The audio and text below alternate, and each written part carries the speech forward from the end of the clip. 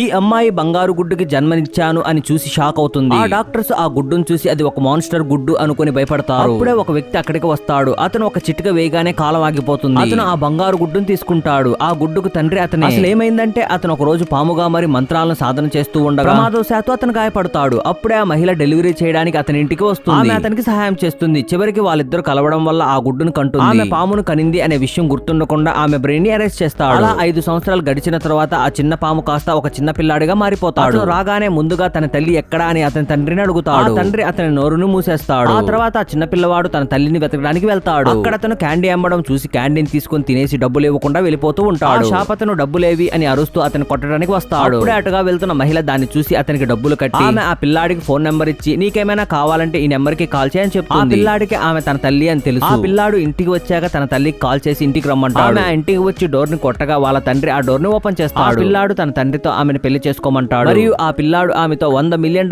భరణంగా ఇస్తా తన తండ్రిని పెళ్లి చేసుకోమంటాడు. ఆమె దానికి నాకు $1,00,000 ఇవ్వండి చాలు అంటుంది. ఆ పిల్లాడు ఆ డబ్బు ఇవ్వడంతో ఆమె అతన్ని పెళ్లి చేసుకుంటుంది.